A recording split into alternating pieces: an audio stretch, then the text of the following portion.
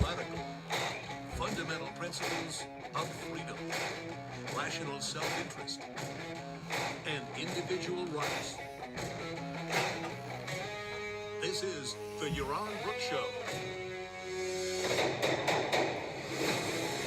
All right, everybody, welcome to Yaron Brook Show on this Wednesday, late at night over here. I guess it's just afternoon for you guys. Early for Yaron Brook Show, I know, on the East Coast, on the West Coast, in the United States, but I am in London and here for a couple of talks. My talk tonight got canceled, so I'm doing the show.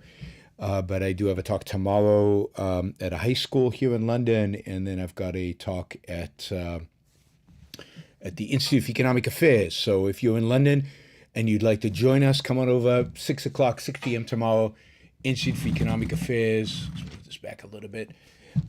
Join us. I'll be talking about capitalism and war, capitalism and the causes of war. So should be a lot of fun. Should be interesting. It's sponsored by the Hayek Society of London School of Economics and the Hayek Society of King's College. And yeah, I had an event tonight at Oxford. I have no idea. The kids flaked completely.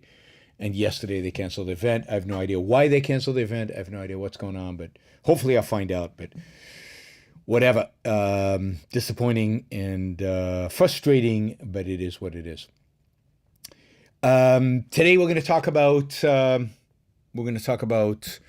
the leaked opinion of Judge Alito on basically repealing Roe versus Wade. Of course, it's a leaked first draft. We don't know if this is going to be the final. We don't know if this is going to be the final decision.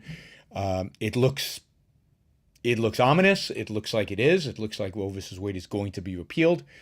But we still, we won't know until the summer when we get the final decision and the final vote, and we'll know exactly how things line up. Yeah, it's been a horrible week politically. Not only did J.D. Vance, one of the most awful Senate candidates in history, win in Ohio when you had some really other decent candidates, and thus bolstered Trump's power within the party, which I think is truly horrific and suicidal. But we also got this leaked document. So pretty bleak week in terms of American politics. I was in Estonia yesterday. Estonia, a tiny little country of 1.5 million people, standing between the Baltic Sea and Russia and Putin. It was really interesting to be there. It was interesting to talk to people, interesting their perspective on Russia, their fears. It was kind of fun. You know, there's a country, I'm not sure where it is, but there's a country in which the Russian embassy, the street where the Russian embassy has been renamed something like Victory for Ukraine. So it's Victory for Ukraine Street. And they won't deliver mail if it's using the original address. You have to literally write Victory for Ukraine Street in order to get the mail delivered. So little jibes at Russia. There's also a number of embassies that have had the Ukrainian flag projected onto the building of the Russian embassy. So people are fighting back against Russia in a variety of different humorous, whether effective ways or not is a different question. Yes, we are going to talk today about abortion, all things abortion. And let me just say right up front, I know that the consequence of this is going to be losing a bunch of subscribers. Every time abortion becomes an issue, I lose a lot of subscribers. It is what it is. Here in the Yaron Brook Show, we deal with the truth. We don't try to sugarcoat it. We don't try to appeal to to maximize subscriptions. We don't try to appeal to maximize dollars. We call it like we see it, agree with it, don't agree with it. You can argue. But we're not going to compromise here. All right, let's see.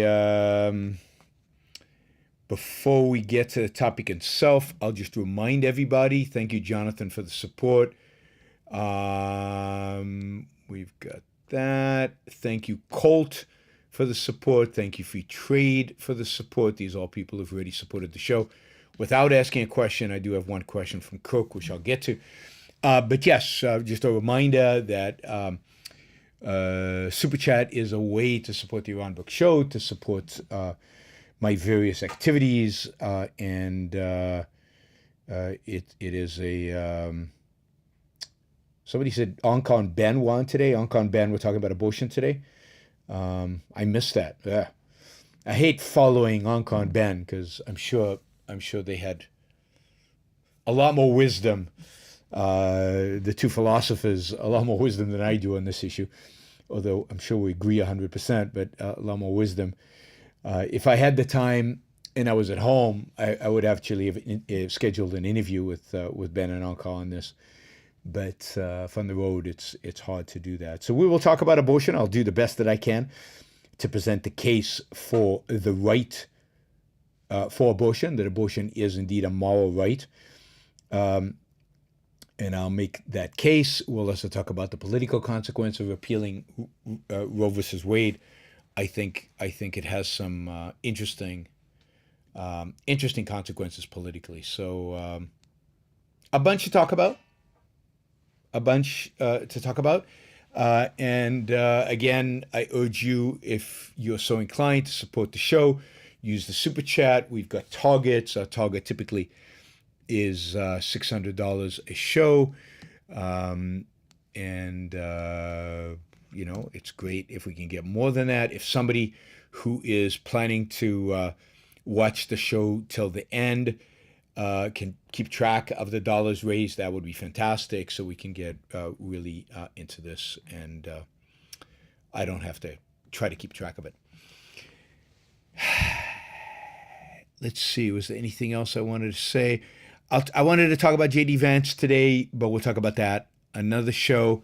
I think it's horrible that he won. I think he's the worst of all worlds in terms of a Republican candidate. I wanted to talk about some other issues, Ukraine, Putin, some other stuff, but I guess we'll just delay all that stuff and really focus now on abortion and the issue of abortion. I think it deserves our attention, and I think also some of what I've seen written by Alito, that is some of the content of the actual decision, is interesting and interesting philosophically and interesting for discussion. So we're going to do that as well. We're going to talk about the actual decision. Again, first draft. Who knows what it's going to look like at the end? But what we have, this is what we have so far, and this is what we're going to discuss. All right.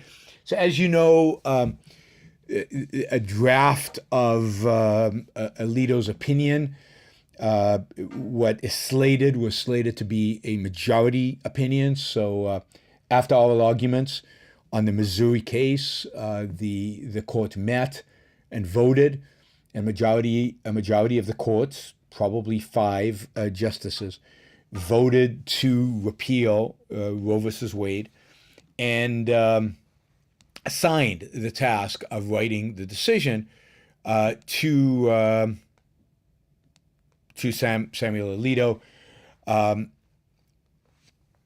Again, you can interpret him getting it in a variety of different ways, but I wouldn't go. I don't think it needs much interpretation. He got the assignment to write it. The decision, he's written one. I think it's 70 pages long or something like that. So it's a substantive first draft of a decision about abortion. He will be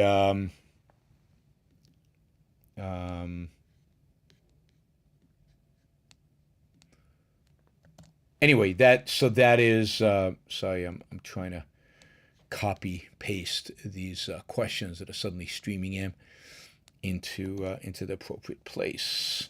I'm hoping that soon we'll have an automated feature. Somebody's writing me a piece of software that'll pull all the questions into a document automatically, so I won't have to putz around with it at all. Anyway, so Alito has written this. It is out there. You can read it. Again, it's a first draft. It's not clear by the time it gets to an official court opinion whether this is going to be the majority opinion, whether this is going to be one of many majority opinions. Majorities, you can have several opinions in support of a particular majority view, or whether the whole thing is reversed and this turns out to be a minority opinion and Roe versus Wade is not overturned. So it's going to be really interesting, but it certainly seems right now that Roe versus Wade is on the ropes. Now, I want to give this some reality. Before Roe versus Wade was passed, abortion was illegal in most states in the United States. Abortions happened, but they typically happened illegally. And the people who got, if you will, safe abortions were people who had money, people rich and famous, who could afford to have an abortion and have it safe and comfortable, but still illegal. Poor women, maybe even middle class women, were still having abortions, but they were having more like back alley abortions. Many of those abortions landed up destroying the women's lives, landed up killing many women. Indeed, abortion has been part of the life of women. I don't know, from the beginning of time. There have been different ways, different methods, some more barbaric than others, and not very medically sound, to abort fetuses because, and this is the key, because having a baby, having a child is a major, major, major issue. It's a major, major, major factor. It's a life-changing event. It dominates one's life for a couple of decades. And many women, maybe many couples are not ready to have children, maybe don't want to have children, or want to have children at a different point in life, can't afford to have children. There are a million different reasons why one would not want to have children, and therefore would seek an abortion. People will seek abortions no matter what, always have, and always will. And again, legitimately so. We're talking about the right of a woman to have a life, rather than getting stuck with an accident, getting stuck with a child she doesn't want. A child that basically is a burden, if you will, a child that is a massive responsibility for decades, maybe for the rest of her life. And women have gone to unbelievable lengths throughout history to abort a child. Not to mention the fact that in past periods, having a child out of wedlock was a disaster for a woman. They would be isolated from society, shunned from society.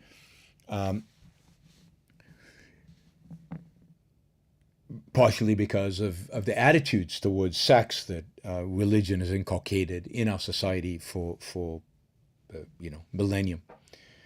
So abortion has always been with us, and the amazing fact is that modern medicine has made abortion, particularly in the first trimester, made abortion easy, relatively painless, almost risk-free, a procedure that does not hurt the women. And Roe versus Wade, since early 1970s, has made it legal, and therefore women are not dying from abortions, women are not suffering from abortions. They can have access to this amazing medical technology that's easy, simple, straightforward, that gives them the ability to actually take control of their own lives, take control of their own fate without having to give up sex, without having to give up pleasure. They have the ability then to determine when they want to have a child, when they can afford to have a child, whether they want to have a child at all, and not be completely dependent on biology. But again, human beings, what makes us human is our ability to take control of our own life, take control of our own decisions, make decisions about ourselves. So the fundamental issue with abortion is a woman's right to her own body, a woman's right to her own actions, a woman's right to her own life, a woman's right to making decisions about how to live her life and whether she wants to have a child or not.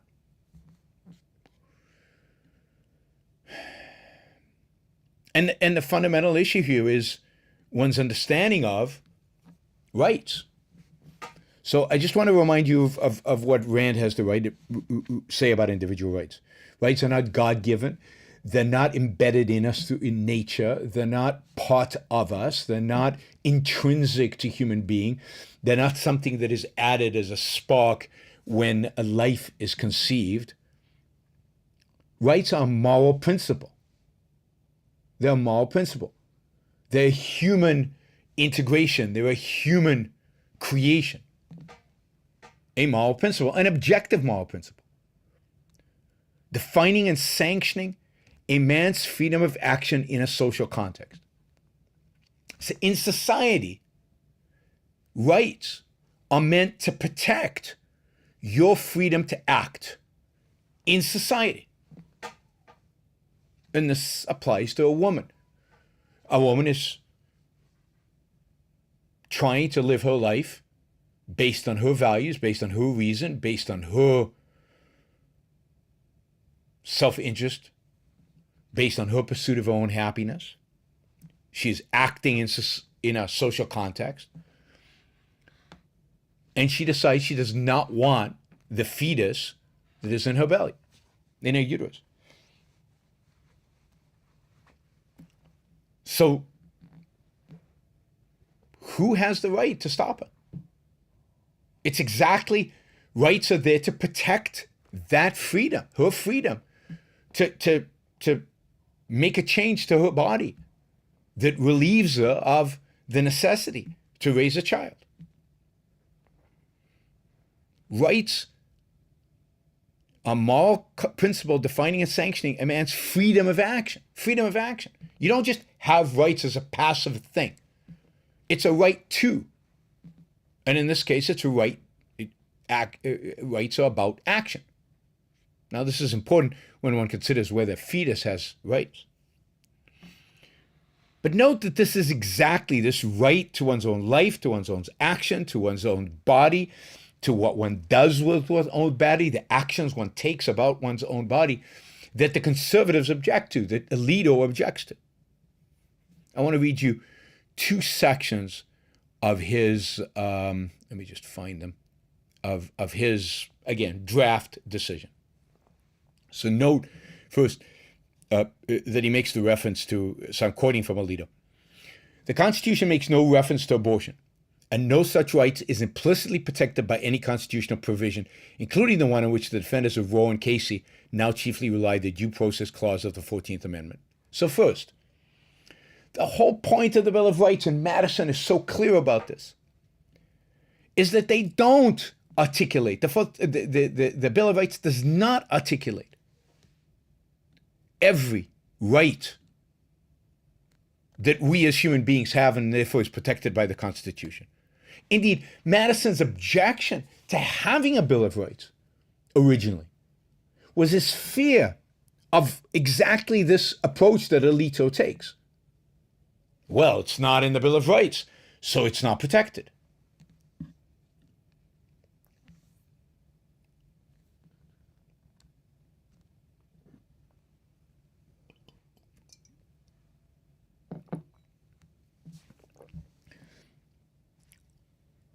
But no, and this is why it's so important to understand the Declaration of Independence as the foundation for the Constitution.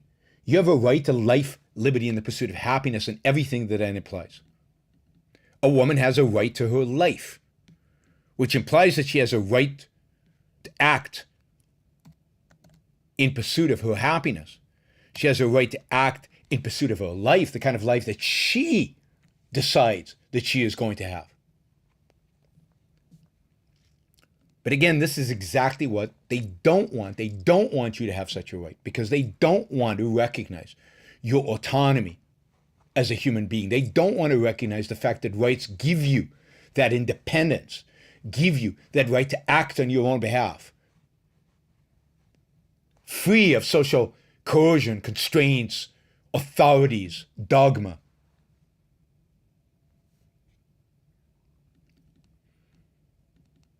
Now, it's true that basing Roe on due process clause of the 14th Amendment is a weak case, and Roe was probably argued weakly. And it's true that a right to abortion is not one of the enumerated rights. But the whole point is that the enumerated rights are not all the rights one has. And if one understands the right to life, then of course a woman has a right to an abortion.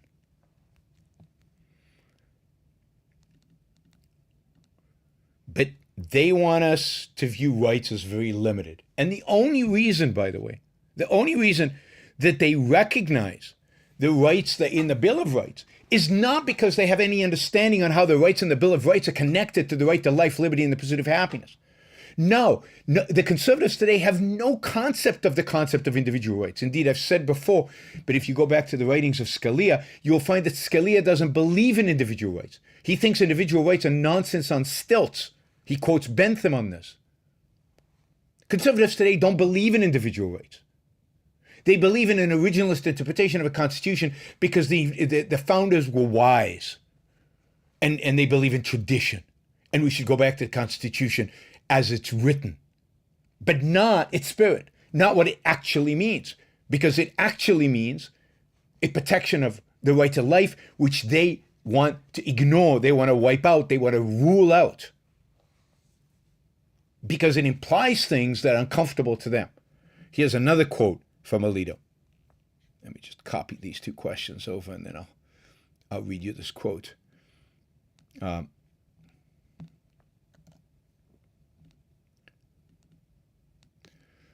Sorry, it takes a little time to keep track of all these, particularly when I'm at home and I don't have a big screen. He writes, these attempts to justify abortion through appeals to the broader right to autonomy. Yeah, right to autonomy means the right of ownership of your own life. Ownership is the wrong word, but you know, your life is yours. The idea that your life is yours, that your actions are yours, and you are free to act, free of coercion, free of force, free of authority, free of government intervention. These attempts to justify abortion through the appeals to broader right to autonomy and to define one's concept of existence prove too much. These criteria, at a high level of generality, would license, listen to this, would license fundamental rights to illicit drug use. Yeah, you have a right to use illicit drugs. This is what they're afraid of. It's a direct implication of autonomy. It's a direct implication of individual rights. It's a direct implication of the idea of a right to life. You have a fundamental right to prostitution. Oh my God. No, that can't be. Conservatives can't allow that. And I would add here, by the way, you have a fundamental right. This is not an Alito, but you know that he's implying this. You have a fundamental right to marry a same sex. We can't allow that. That's not enumerated right in the Constitution. So again, I'll read you. Those criteria at a high level of generality would license fundamental rights to illicit drugs use, prostitution, and the like. Absolutely. You have a right to your life, to your body, to act in pursuit of your happiness, and that includes the right to commit suicide. It includes the right to do unfortunately, stupid things. Not because we want to protect your ability to do stupid things, but because we want to protect your ability to do good things, to do rational things, to pursue rational values.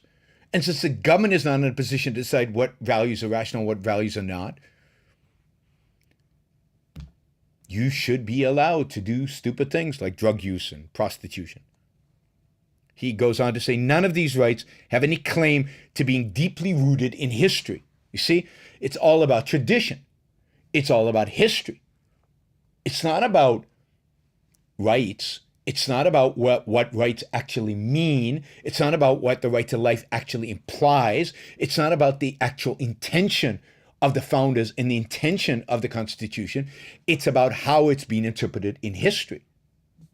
And since it's never been interpreted this way in history, it cannot be. Well, what if history's wrong, as it usually is? What if tradition is wrong, as it usually is? It truly is sickening to see modern conservatives pretend that they're for rights when they're not. They're for tradition. They're for some understanding of the Constitution as scripture. But they're not for rights. They're not for individual rights. They have no conception of individual rights. And indeed, the bizarre use of rights to apply to fetuses is just stunning. How can a fetus have rights? It's not engaged in action. It's not pursuing values. It's biologically attached to the mother. She pursues values. Her body sustains the life of the fetus. The fetus is not self-sustaining in any significant way. It's just there. It's not an individual.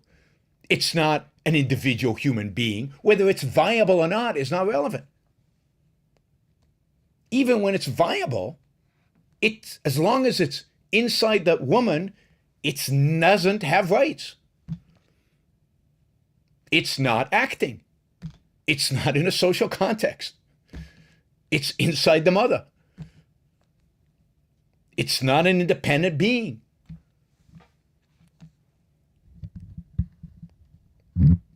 People ask, ooh, you've got this random line at birth. I mean, it's just bizarre to me. Birth is the most unrandom line there is. Birth is a clear distinguishing feature of before, inside mother, after, outside mother. Of all the different lines, it's the one that's most objective, most perceptually evident, most real. It differentiates between an individual and a non-individual. It's inside the mother. Now it's a separate entity, perceptually evident, outside the mother.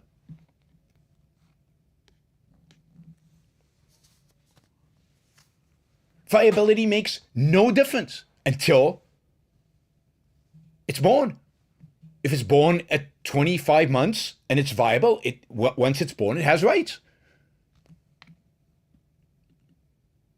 But as long as it's inside the mother, it doesn't. Rights is a concept. It's a concept that doesn't apply to beings that don't act. Now, a baby, when it's born, acts. You can see, if you've ever had a child, you know that. They cry. They latch on to a woman's breast. They feed directly off that woman's breast actively. They're actively engaged in living. And therefore, they're actively engaged in pursuing values. And as an active, living, individuated human life, they have rights. Now, even as a child, they don't have full rights, right? And the whole question of rights of children is a complicated question. And the relationship between the rights of the children, the rights of the parents, and how those relate is a complicated question. People simplify it. They think, oh, fetuses have rights, children have rights. Children don't have complete rights. Not if you understand what individual rights are. In a sense, their parents are holding their rights for them once they're born. But that's because they have some rights because they're now living individual beings pursuing their individual life, which they are not as inside the womb. Survivability is irrelevant unless they're outside the womb. And then it's relevant whether they're viable or not, whether they can live or not. And look, as Ayn Rand identified, 99% of all abortions, 98.7% of all abortions happen before week 22. Before viability. 98.7% of all abortions happen. But most of the laws being passed are not about viability. They're about heart rate. They're about all kinds of arbitrary assumptions. They want to ban abortion, period.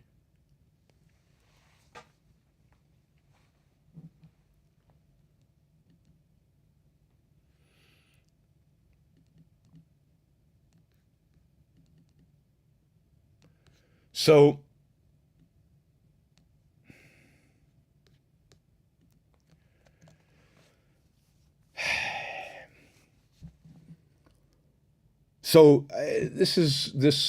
if they indeed overturn Roe versus Wade, and we're going to get to the practical implications of overturning Roe versus Wade, but this is the price we will pay for everybody said while Trump was president, yeah, he's terrible, yeah, he's a moron, yeah, he's all these things. But look at the Supreme Court nominees. This is great. This is amazing. Individual rights are going to be protected. And even I, at the time, thought, okay, yeah, that's pretty good because, they're probably not going to overturn Roe versus Wade. Well, they are overturning Roe versus Wade. And I don't see the Supreme Court coming out with these massive decisions to liberate us economically, to liberate individual rights in other realms. Yeah, at the margin, they're making better decisions than otherwise. But given that these conservatives have no concept of what individual rights actually mean, that they have no concept of what the Constitution actually intends, what our founders actually meant and John Locke actually meant, given that these conservatives are far more religious and have a much more religious interpretation of rights than any of the founders had. We can't expect anything positive or anything dramatically positive to come from the Supreme Court. And we can expect some pretty damn bad decisions, like if they overturn Roe versus Wade. It would be a horrible decision and a step backwards from protection of individual rights, a dramatic step backwards from the protection of individual rights.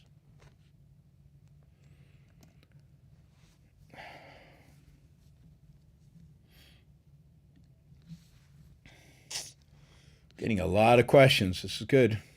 Thank you for all of you. I don't know where we are from a dollar perspective. Maybe somebody can add it all up. I don't know, but I have no idea. It's beyond me. It's $300-400, I guess, would be my guess. So keep it coming. This is great. I really appreciate it. We'll get to the questions in a few moments. Remember, a right is a moral principle defining and sanctioning a man's freedom of action in a social context. There's no human being here. There's no man/woman. A fetus is not a man. A fetus is not a woman. A fetus is not free to act. It's constrained within the womb. There is no freedom of action to protect. Rights, just as a concept, just do not apply to fetuses. They do not apply, viable or not viable. They don't apply to them. They could be alive outside the womb. Okay, potentially they could be alive, but they're not outside the womb. They're inside the womb. So instead of actually dealing with reality, instead of actually dealing with the facts, with what's in front of you, you're dealing with the potentiality. If this happened, if they're held to term, they're viable, they become a human being. If they are taken out of the womb when they're viable, they become a human being. But they're not taken out of the womb. They're inside the womb. As long as their mother has a right. Now notice, again, 98.7% of all abortions are before week 22. So abortions in the final trimester are 1.3%. And that 1.3% is almost all an issue of the mother's life, or such horrific birth defects that it would be immoral to bring the child into the world. So don't tell me, oh, what'll happen, you're for abortion an hour before birth. There are no abortions an hour before birth. Let's talk about the first trimester when most abortions happen. Let's talk about the first 2 trimesters where basically all abortions happen. Not an hour before birth, because that's irrelevant to anything.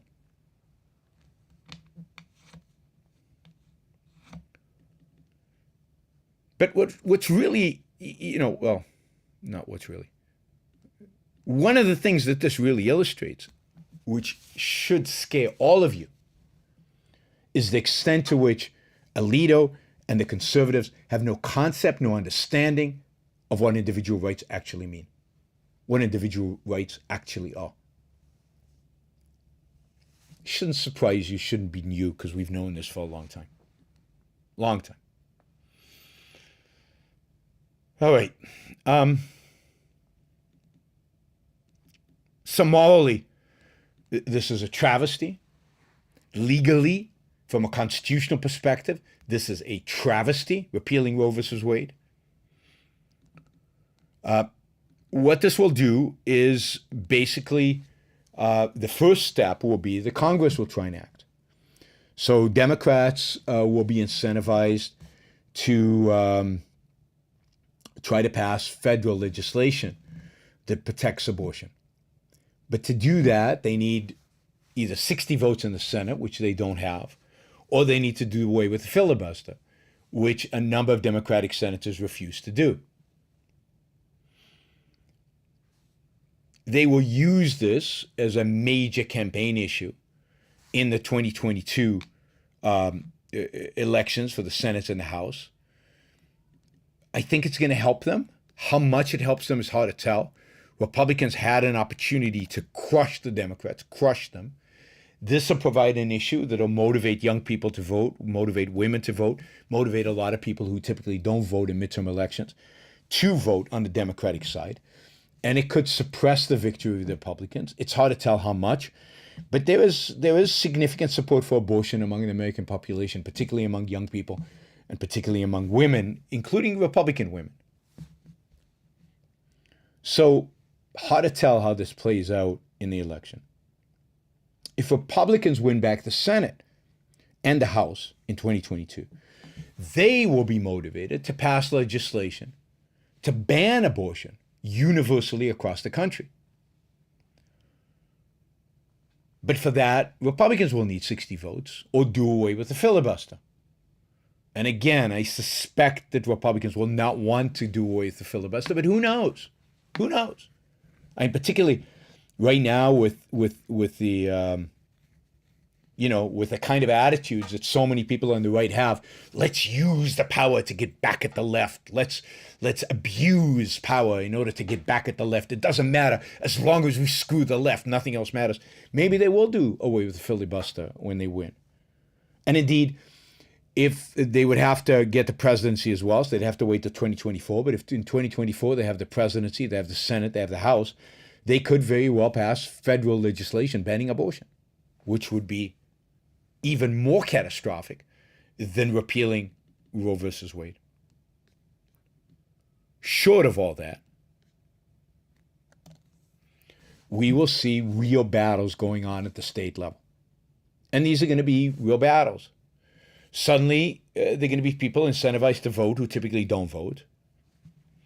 And it's not clear what Americans actually think about abortion. Generally, the polls show that Americans support Roe versus Wade.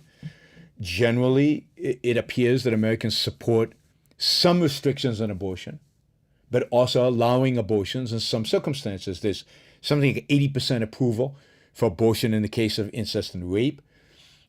There's overwhelming support for abortion in the first trimester. But some states are going to ban abortion completely, if Roe versus Wade is gone. 22 states have a trigger that immediately puts in place dramatic restrictions on abortion. Basically, close to half the states will make it almost impossible for people to get abortions in the United States. And people will start having to travel to get abortion. That will favor the wealthy and penalize the poor. It will create even more dramatic separation between blue states and red states. Will make the fact that being a red state is not that good more dramatic, that maybe you have some liberties on this side, but other liberties are taken away from you for good. Particularly if then the Supreme Court then decides that gay marriage is not constitutionally protected, and by Alito's logic, there's no way gay marriage is constitutionally protected. Certainly it's not enumerated right in the Bill of Rights. And that, again, will create states that allow it, states that don't allow it, and a massive differentiation on social issues between red and blue states. And it'll only increase tribalism in this country. And the people most hit, again, by this are poor people. Poor people who can't move very easily from state to state. Women who can't move to another state or take a plane to another state to get an abortion. That's who will suffer from this. Women who are wealthy enough to get on a plane and fly to California to get an abortion. It won't be that big of a deal for them, although, again, it's not ideal. So it's going to make abortion a bigger issue politically. It's going to be something that becomes a big issue in every election, at every state level and at the federal level. It'll be a disaster if Republicans get 60 votes in the Senate, a majority in the House and the presidency, because then they will ban abortion completely. So there'll be pressure not to allow Republicans to get 60 votes. I will be part of that pressure.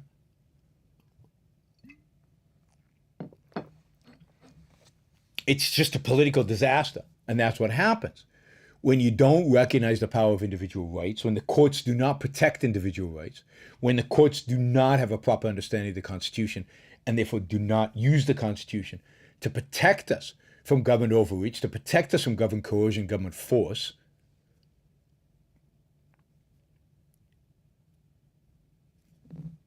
then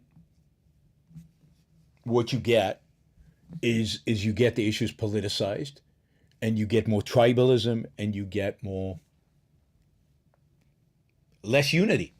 I mean, the thing that should unify Americans, the thing that should make the thing that makes America America, is not, like how Tucker Carlson claims, faith in God and beautiful nature.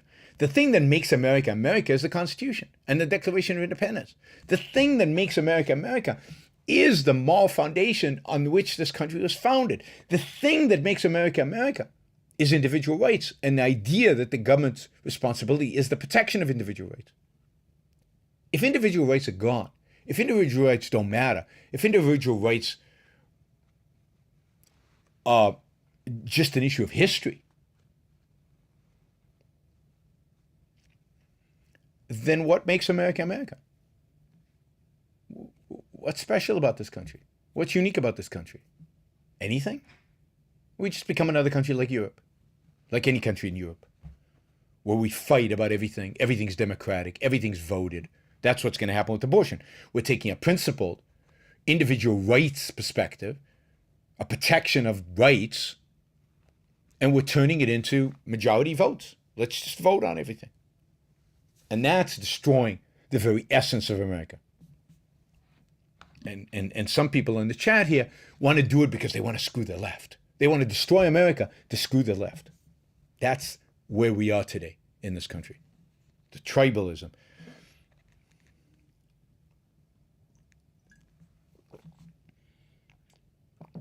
All right. I think that's what I want to say about abortion, about this particular issue. Oh, I'll just say this, that I think it's pretty horrific that this thing was leaked. It's horrific that that the basic rules by which the Supreme Court is governed have been undermined. I think this subverts the independence of the courts and the court's ability to make decisions. So while it's good to know that this is coming down the right, and it's good to be able to argue against it, it's good to be able to prepare for it, it's not right that this was done. All right, let's see where we are. So we're at about $521, I think. So we're very close to our $600 goal. So I encourage somebody to step in with $100 or $50 to get us over the hump. That would be great. I have got a ton of questions. So please, if you're going to ask a question from now on, let's make it $20 or above, because otherwise I've just got too many questions. I'm going to try to look for questions that are related to the topic first. Then I'll go by the size of the contribution. But we'll start with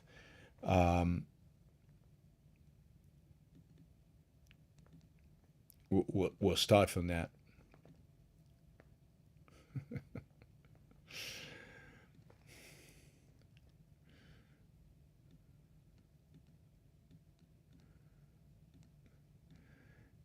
Scott says, Ayn Rand didn't think abortion restrictions stopped the 19th century being a great time in history. God. I mean, Scott. I mean, Ayn Rand thought Roe versus Wade was one of the most important decisions ever done. She was massively pro-abortion. She was massively pro the right to abortion. She didn't vote for Ronald Reagan because he was anti-abortion. She thought abortion was a litmus test for political candidates. She thought this was one of the most important issues politically in our lifetime. The 19th century, of course, there was even slavery, and she's still viewed as a great century. And yet you wouldn't want to go back to slavery and say, well, we thought the 19th century was a great slavery, even though it had slavery, so let's have slavery again. I mean, that's insane. And of course, the 19th century didn't have the kind of medicine we have today, didn't have the kind of safe procedures we have today. And the fact that we have improved on certain perspective of individual rights, that we're moving towards more freedom in certain aspects, for example, in recognizing gay marriage and recognizing abortion and recognizing these things, while we're retreating in individual rights as related to property. So now let's retreat on everything. God.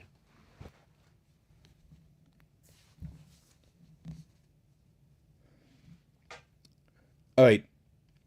Cook asks, who do you think is worse? The political left at fighting for abortion or the political right at fighting for free markets? Thank you for the amazing shows. Well, the political right at fighting for free markets is much worse. They're completely ineffectual, and they've never won anything. You could argue the political left, we've at least had 50 years of Roe versus Wade, where they won that issue, and it's still true that a majority of Americans support abortion. The political right has had no victories, zero victories. Majority of Americans don't believe in free markets. They've had zero success. They're complete failures on every aspect, on the aspect of rights, on the aspect of history, on the aspect of practicality. The political left on abortion gets some things right. They get choice, a woman's choice. They get a woman's body. They get certain aspect of the argument right. The political right gets no aspect of free markets right. And they don't even understand what free markets are. And they don't advocate for free markets. When was the last time anybody on the right advocated for free markets? Certainly not J.D. Vance, who just won in Iowa, just won the primary in Iowa.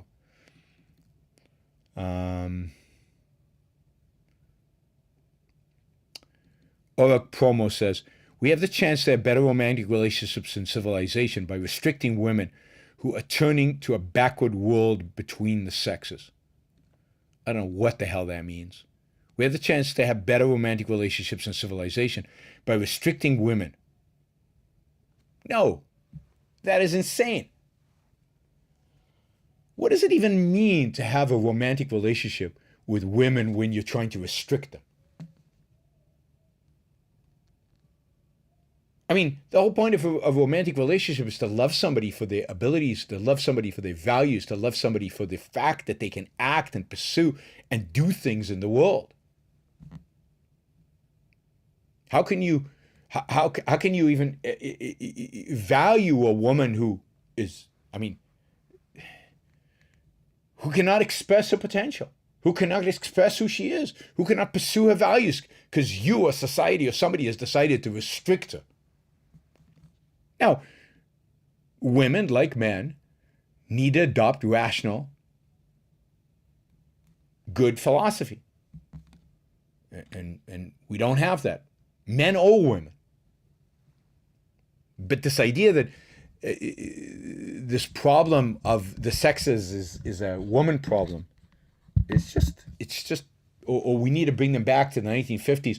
We need them back to the home. We need them back. We need to get them out of careers. We need to limit them. We need to. Is just bizarre. Just bizarre.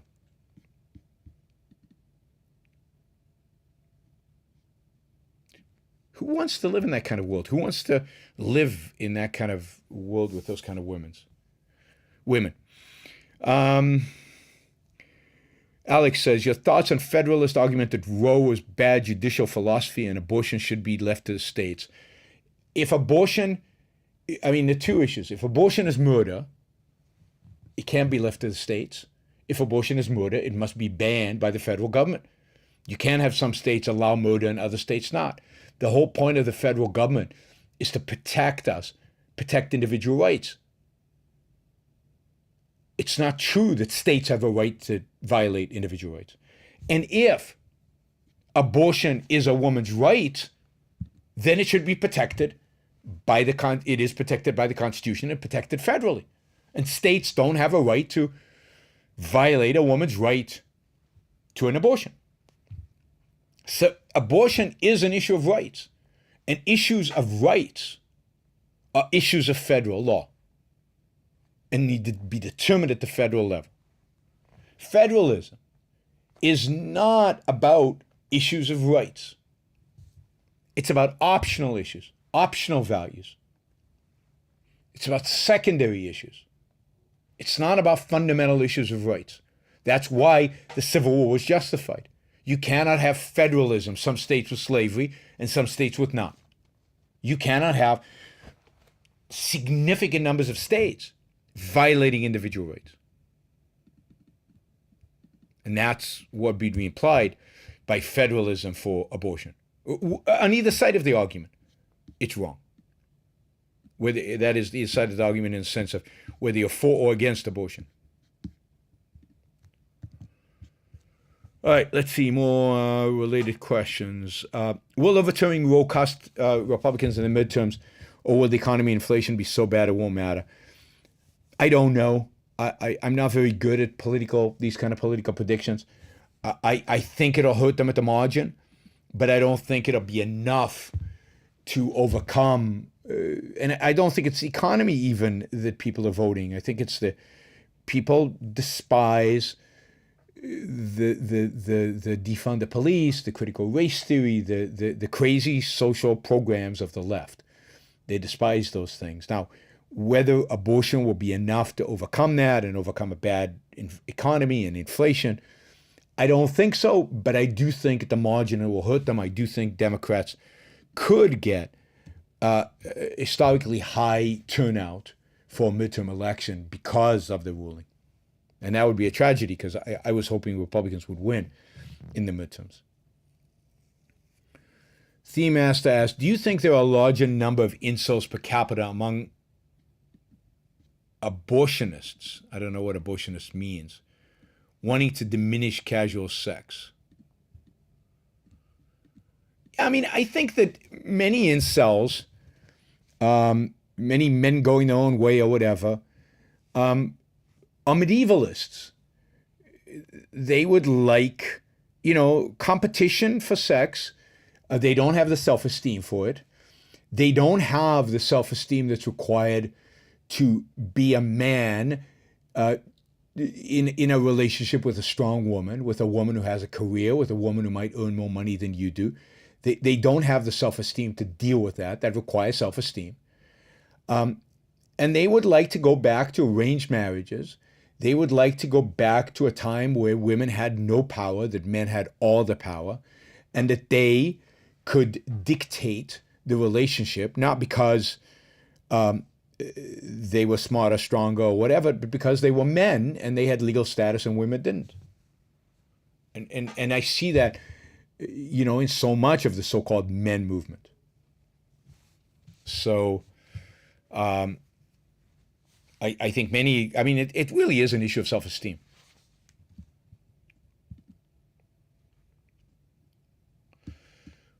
Oak Promo says, you read me wrong, Yaron. Restricting is backward. Okay, sorry. It was not grammatically well-formulated question or comment. So, so I guess we agree. Theme Master says anti-abortionist. Yes, I got it.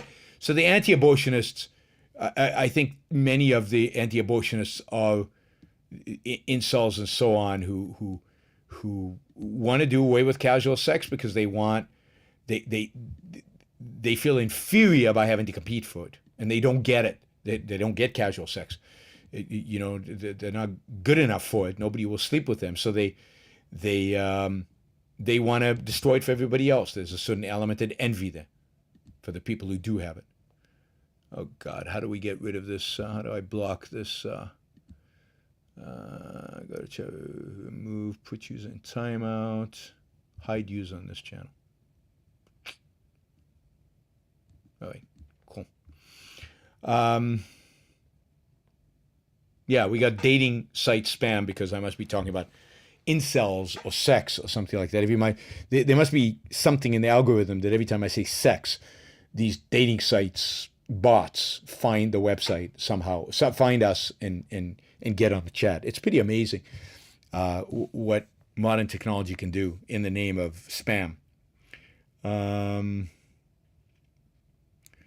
Let's see. Okay, Tom Shoebottom asks, I've been watching the anti-abortionist movement for 40 plus years. They want to undo the sexual revolution. Yes, absolutely.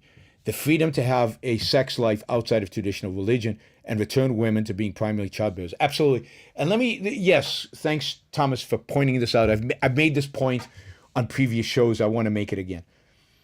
The primary motivation of, as Ayn Rand pointed out in a famous essay she wrote about the Pope's encyclical against contraception and abortion, the primary motivation of anti-abortionists is their anti-sex views, their anti-sexual revolution. They despise the idea of people having, quote, casual sex or sex before marriage or sex out of wedlock or however you want to define it. They despise, because they're good Christians, they despise the idea of pleasure, of sex for pleasure. They are inculcated with the anti-sex, anti-pleasure, anti-life views expressed by, Paul VI encyclical in the 1960s against contraception and abortion. They hate sex. They hate sex. Sex is only justified to procreate. And if, of course, you have to ban abortion. Because you have to ban the possibility of having sex without procreation. And of course, you have to ban contraception. Is there a right to contraception? Is it listed in the Constitution? So the absolute fact is that they despise sex, pleasure that is not part of, quote, marriage. And that makes them despicable. And it's why, I get so angry. And people in the chat have said this when I've talked about abortion. Well, if they don't want to have babies, they shouldn't have sex. No, of course they should have sex. It would be immoral not to have sex. I've said, I think it's immoral to get married without having sex before.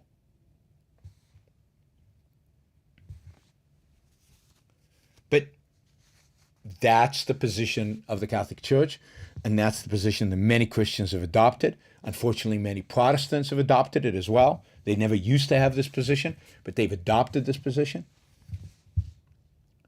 People want to undo the sexual revolution. They want to undo the place of women. They want to undo women's autonomy. This is an attack on women, an attack on sex, and an attack on pleasure.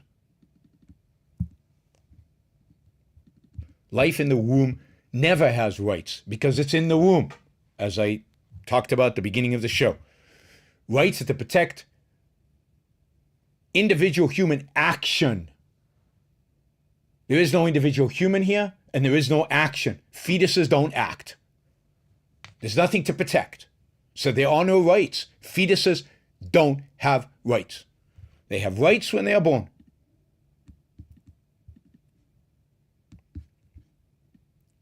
But I covered that in the beginning of the show, so if you are asking about that, rewind back to the beginning of the show. I covered that in great depth. All right, let's see. More questions. We have lots and lots of questions.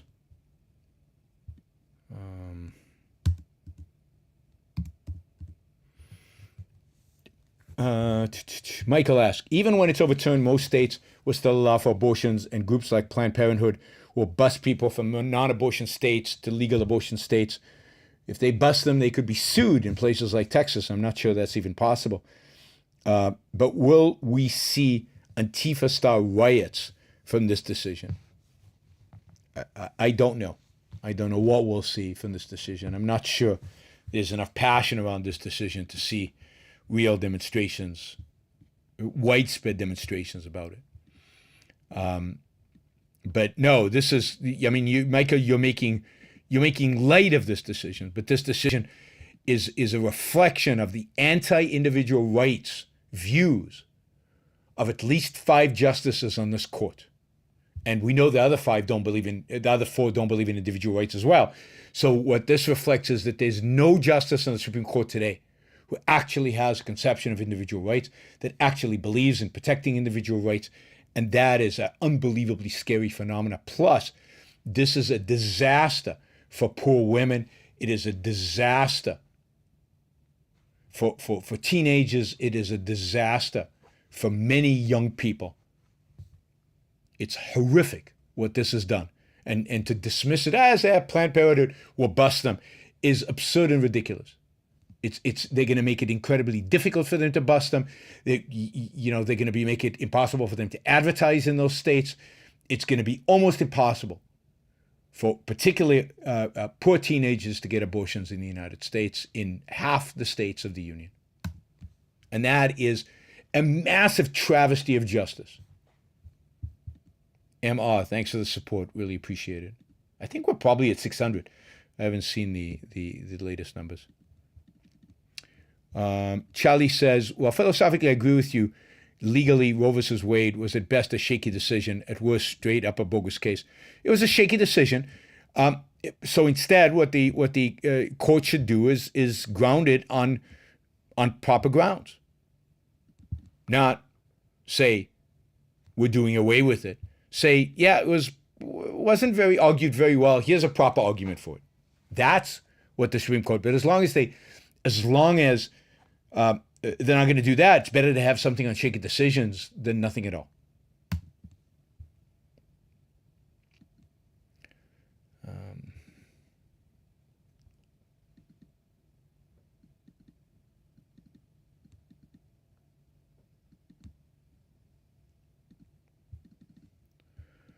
Daniel says, I'm 100% pro-choice, but I think Roe was very poorly reasoned. Those cowardly justices should have declared the child's right come into existence at birth. Instead, they made it an issue of privacy, which is absurd. I agree, but I'd rather take it an issue of privacy, which it is in a kind of superficial way, than have the right negated completely.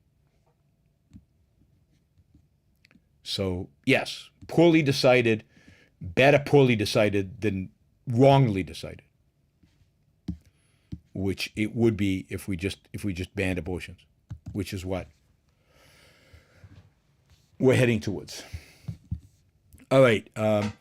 Michael asks, will anti-abortion states make abortion illegal from the moment of conception or give women at least a month or two? Will we see doctors who perform abortions going to prison?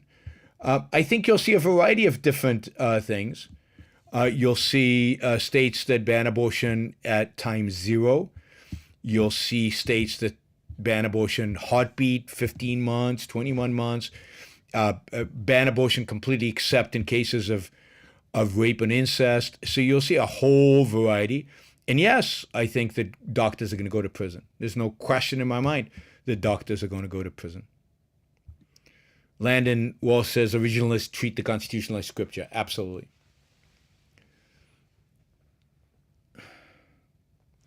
Liam Miller says $50. Wow. Thank you, Liam. That is very generous. I've lived almost my entire life with people telling me things that make no sense. Then I read Ayn Rand and started listening to your show, and everything makes perfect sense. An intellectual crime that the truth is advocated by such a small fringe. Hey, don't call me small or fringe. I'm kidding. Yes, it's sad. It's sad. And well, we all suffer the consequences. We all suffer the consequences. Those who agree with us and those who don't agree with us. Shazbad, when I ask anti-abortionist advocates specifically about their beliefs regarding the human soul and how it is transmitted into the embryo, they don't answer. Is that because they're afraid of sounding nutty? Yes. I mean, it's people are not comfortable talking about the soul, even if they're religious, because they don't know exactly what it means, and they don't know how it applies to religion. And if they're secular, they're worried about sounding like religionists. So the whole discussion about anything like soul or the spirit or anything like that is absurd because of religion. Daniel asks, right to moral principles in joining persuasion as against coercion in a social context. But they apply, let me be clear, they apply to action. They don't apply to just inaction. They don't apply to just passivity. They apply to things that you do. You have freedom to act. What is a fetus's social context? It doesn't have one. And it doesn't act. How can it persuade or be persuaded? It cannot. The context has to be dropped. That's right. To assume that fetuses have rights is to completely drop the context. The context of persuasion, the context of action, the context of an individual human being. All of that has to be dropped. Landon Wells says fetuses have no enumerated rights either. But you see, they don't call them fetuses. They call them human beings. That's the trick, right? That's how they get away with it. The anti-abortionists. Mark, thank you for becoming a YBS fan. You too can join the YBS fans down below. Just click join. It's like $4.99 or something like that. Join us. Orc promo. Rather than intellectual change, they choose force. Yes, they do.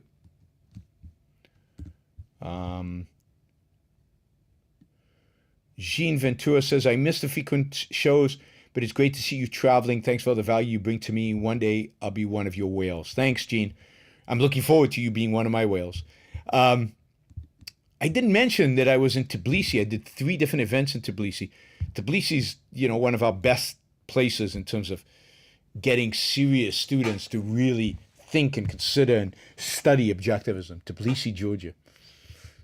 Yeah. Wes Stewart, I've always been pro-abortion, but only objectivism provided me with a full rational defense of abortion.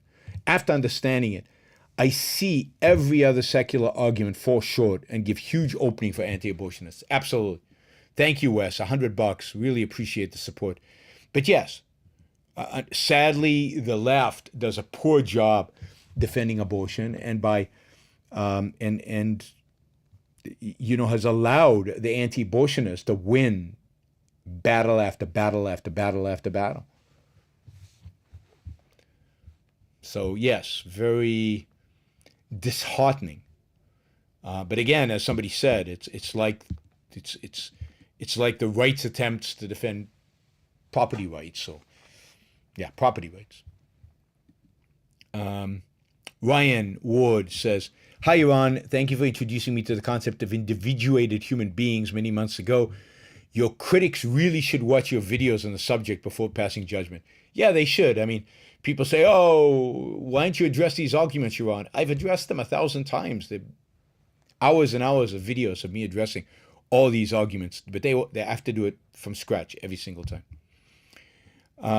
Daniel says, "Yaron, you have my sympathy for having to deal with ignorant pro-lifers in your Twitter feed today. I engage with some of them, but I don't have your stamina. I don't know how you do what you do." I'm selfish, too selfish to let them really impact what I do, right? I mean, it rolls off because by them not getting it, who's hurt by that? They are. They don't cause me to question my beliefs. They don't cause me to challenge my self-esteem. They're the ones who are ignorant, not me. I feel sorry for them, if anything. Themaster, whenever I talk to an abortionist, an anti-abortionist, I assume, about rights, or an abortionist, they think I'm changing the subject. Do many of them know the link abortion rights in the first place? No, because the left has abandoned the concept of individual rights a long time ago, and the right has too. So when we talk about rights, we're talking about a concept that is completely foreign to both the left and the right. And you can see that in Alito's writing. Alito has no concept of rights. He has no idea what it means. And the left, of course, has completely lost the concept of individual rights. So they don't know that when we're defending individual rights, we're defending the right to abortion, because they don't know what individual rights are. They don't see the connection.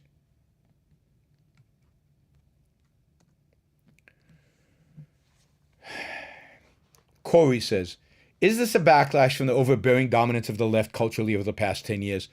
Are these the collectivists of the right fighting back misguidedly with new recruits due to the popularity of conservative-like thinkers?" I mean, there's an element of that. I think part of the support for whatever the Supreme Court comes down with is going to be that. Let's stick it to the left. We review this issue with Disney and DeSantis, the dominant position on the right is not to justify DeSantis, but to justify DeSantis not in terms of the particulars, but in terms of DeSantis is standing up to the left. That's all they care about. They don't care about rights. They don't care about free speech. They don't care about any of these issues. They just care about slamming the left. That is the tribalism of the right, and it's a backlash against the left. This particular case, I mean, in a sense, was obvious once you got, so many conservatives on the Supreme Court. This is the danger of having 6-3 conservative majority in the Supreme Court. This is the danger of us supporting Trump for the sake of putting on anti-abortion judges, where this is a litmus test for choosing them by a Republican president. You have to be anti-abortion to be chosen. They lie when they're in front of Congress by saying that they will respect precedent, and it was obvious. Looking back, it was obvious that they would, at the first opportunity, turn it around. I don't think it's just a backlash against the dominance of the left. I think this is what these people believe. They're being completely honest about it.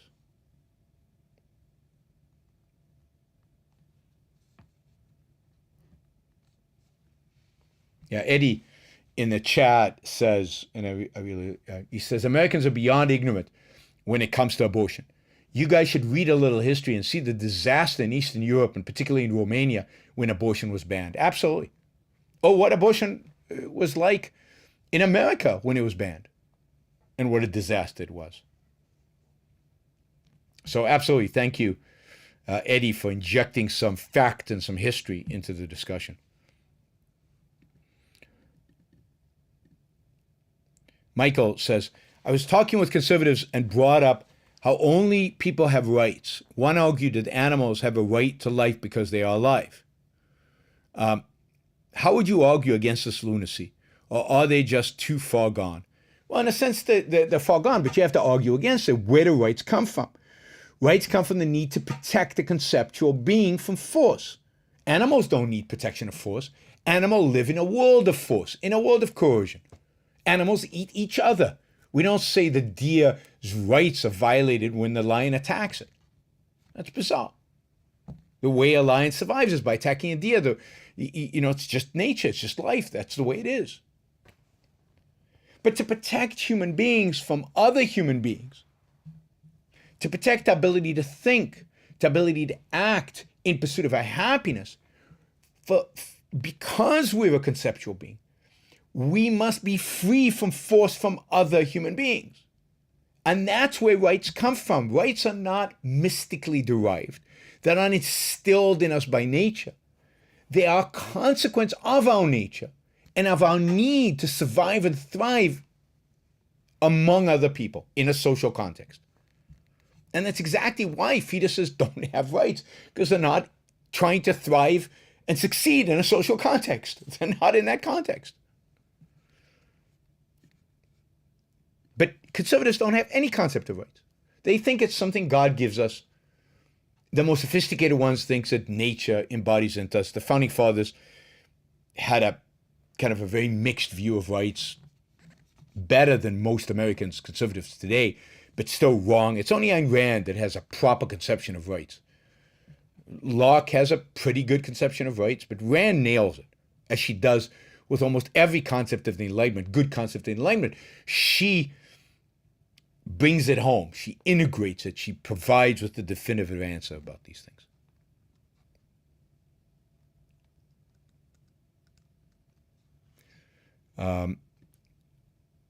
Michael H. says, I would partially blame the Democrats for this abortion issue.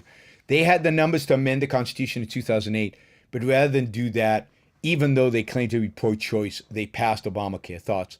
I agree. They could have passed a federal law that protected abortion.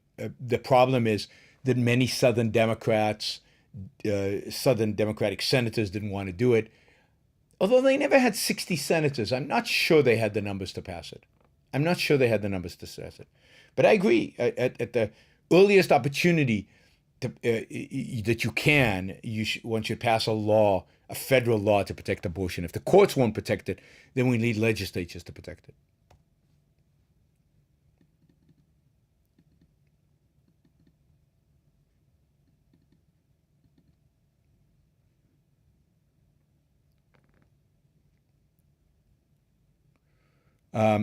Michael H. says, not only does this hurt women, but it hurts men as well. Of course, my life would be way less happy if I was forced into being a father. Absolutely. And you're gonna take responsibility for that. And it's a disaster. Men who don't want to be fathers will be affected by this as well. No question. This is a decision that will destroy lives of young people. That's why young people should really think how they vote in this coming election over this issue. Daniel asks, are you not as concerned that a blue supermajority will pack SCOTUS and rev up the liberal war against free speech, energy production, etc.? Are we not approaching a situation where a delicate balance between Democrat and Republican must be maintained? I guess so. I mean, I've argued that all along. I've argued for divided government. I want a Democratic president and a Republican House and Senate. I've said that. That's why I wanted Trump defeated before he had the chance to destroy the Republican Party and lose the Republicans, the House and the Senate, as he did in 2018 and 2020. I want a Democratic president and a Republican House and Senate, at least until one of the political parties gets a proper conception of rights. Because if either one of them have majorities across the board, they will do horrible things. And they will violate our rights in significant ways. So I'm concerned about supermajorities in either direction.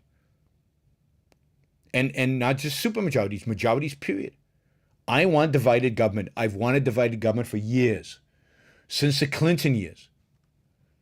Because every time one party gets all of the power, disaster follows.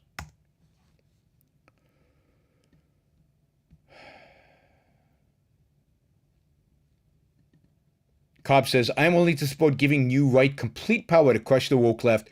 I trust they will restore freedom afterwards. That's what people said when they voted for Hitler. It's exactly what they said when they voted for Hitler. They wanted to crush the communists and they'll restore rights afterwards. Bullshit. Once they have that kind of power, they will never, never restore your freedoms. Free trade. How far do you think the right will go in reintroducing backward religious tenets into law? Will the Spanish Inquisitions be making a comeback? No, I don't think we'll get a Spanish Inquisition. But we will get more religiosity. We will get more impact of religion on our culture as the right ascends. And as I said, when we have authoritarianism in this country, ultimately, it'll be some combination of religion and environmentalism, or religion and nationalism, environmentalism, some mishmash of combination of things like that. Exactly the combination, I don't know, but something like that. All right, I think that's all the questions related to that. Are we over 600? Who is keeping track? Somebody was keeping track earlier. Let me see. Yeah, I can't tell. If somebody knows, let me know. It would be helpful. But anyway, keep contributing. Let's do these $5 questions, $5 and $10 questions. Harper asks, these are unrelated to abortion. Harper Campbell says, if you think tough men are dangerous, wait until you see what weak men are capable of. True. I think Robert Heinlein said something like that in Time Enough for Love, my favorite of Robert Heinlein's books. But yeah, weak men are far more destructive because they're weak and envious, and they seek destruction. They seek destruction of strength. And here, I mean primarily weak and strong in terms of self-esteem, not in terms of muscle. Michael asks, is worrying about your reputation first or second-handed? Well, it depends why you're worried about your reputation. Are you worried about your reputation for business reasons? Are you worried about your reputation? What is the issue that you're worried about vis-a-vis your reputation? Is it an issue of principle? Is it an issue you're willing to compromise for the? Thank you, Superkill. Thank you, Alan. Appreciate it. What are you actually? So it really depends. But if you're just focused on how other people think of you, then it's second-handed. If your focus is objective, that it's important for you to people because of your business depends on it, because your relationship depends on it, that it's important for people to have an objective view of who and what you are, that you don't want them to have a misconceived view of who you are, then that's not necessarily second-handed. James Taylor asks, did you see the Craig Biddle's article attacking you and Ankar about schisms? He's not a good writer. Well, he can be a good writer, but or a decent writer. But on this issue, he's completely lost it. He's completely lost the plot. He doesn't know what he's talking about. He's wrong on a number of philosophical issues, some of which were articulated in the Schisms paper. I think this article that Craig Biddle wrote gives you a real window into his ability to think. And I don't think it's an issue of a good writer. I think it's an issue of a good thinker. And on these issues, he cannot think. It's too emotionally tied up with a lot of other stuff. And as a consequence, he makes arguments there that is just, I mean, bizarre is the bizarre and non-objective and non-objectivist is the best. Now, I'm not going to get into it. I'm not going to analyze it. I don't care about Craig Biddle. I don't care about the article. I don't care about what he writes about me or anybody else. He can write all he wants. I don't care. But you guys should read it with a critical mind and think about whether you want to support somebody who thinks these things and whose quality of thinking is at that level.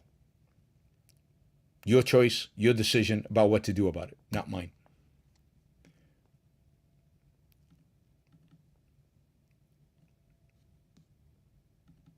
Free Trade asks, is High Popo 1-Up the best super sticker, yes or yes?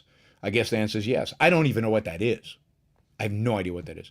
You're going to have to show me a High Popo 1-Up super sticker because I haven't seen it.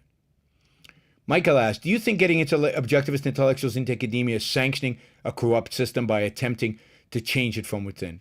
No, I think it's trying to fix a corrupt system. It's not giving up on something that is valuable, that has value. Universities have value. So you don't just hand it over to the other side when it's corrupted. You try to fight to uncorrupt it. If it was an illegitimate institution per se, then it would be sanctioning it. But you're not saying the institution per se is a good institution that's being corrupted. You want to uncorrupt it. Free Trade, thank you for the support. I guess that's the sticker. It's the 1-Up sticker. Cool. Yes, I think that's the best sticker, particularly when it's associated with lots of SEKs. Michael asks, does Ukraine prove that the era of the tank is over? It seems to be cheaper to have high-tech anti-tank missiles. Yeah, but, Western tanks are very good at dealing with anti-tank missiles. Western tanks put a high focus on protecting the crew and protecting the ability of the tank to continue functioning even if it's hit by an anti-tank missile. There are a variety of different ways I've explained in the past of how they do that. Tanks are still a crucial way in which to gain territory. And believe me, the Israeli military and the American military are far, far, far, far superior to the Russian military in handling anti-tank missiles. They still can be devastating, but they don't have to be kind of the game changers there on Ukraine. The reason the game changers there on Ukraine is because Russian tanks suck. I told you that on day one of the war. You can go back. You can check this out. You can test me. But on day one of the war, I told you, Russian tanks suck. I know because I have experience with them. T-72 suck. Russian tanks generally suck and have sucked since World War II. And in those situations, yeah, tanks are no good when they suck. Wyatt 516. A friend said LP just praised Salzman's latest book on capitalism. All right. I don't know. And you've said there's some value in Brandon's work. Is it good to take the value we can from good ideas, even if they've been schismed? It depends. It depends what the schism is about. If the schism is about is about, let's say, evil, you've separated from somebody who is evil, and by buying the book you are supporting evil, then it's bad. Now, I, for example, made sure to buy Brandon's books secondhand and to borrow them at the library so that he wouldn't get a dime from it. I wouldn't buy a Salzman book new at this point because I think he's become so bad that I wouldn't want to support anything that he does, particularly, not only because of his irrational, emotionalist, nutty attacks on me, but also his position on Russia right now is just insane. So, and I don't know what LP said or didn't say. But yeah, I mean, the Iron Institute schisms for George Reisman, but I own his book and I read his book. I don't consider him evil. And I think the book is a good, valuable book. But don't sanction people who are trying to hurt you. And so be careful. And exactly how you get to that. I'm not sure what Landon is saying. My lotto ticket is good as real money. I have no idea what that means. Daniel says, you can ask Amy Peikoff, but I'm pretty sure state laws that criminalize abortions in other states violate the jurisdiction clause of Article 4, Section 2 of the Constitution. I don't know. I don't know. I'm not a constitutional lawyer. All right. I think that is it. Let's see. I'm going to try to do a bunch of shows in the next few days. Tomorrow, probably no show. I'm doing an event tomorrow, and then I've got a bunch of business calls. But maybe late. I don't know. We'll see how tired I am. I'll definitely do a show Friday, Saturday, and Sunday. So we'll do 3 shows on the weekend. Monday, no show. Tuesday, no show. And then we'll see next week. Next week, I'm kind of on vacation with my wife in Barcelona. So I might not do any shows because I'm with my wife in Barcelona. So we will see. But certainly Friday, Saturday, Sunday, you can expect shows. Probably around this time. I think this is the latest I can do it, and therefore the latest for you I can do it. And it's the most convenient for everybody. Hopefully you enjoyed today's show. Don't forget to like the show before you leave if you liked it. I see we have 110 thumbs up, so that's great.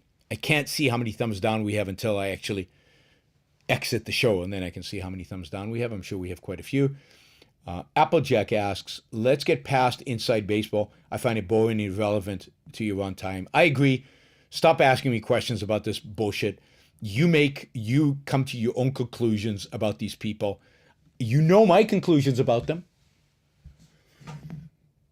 You come to your conclusions about them. Hopefully you take my opinion about these people into account, but at the end of the day, you have to make your conclusions about them.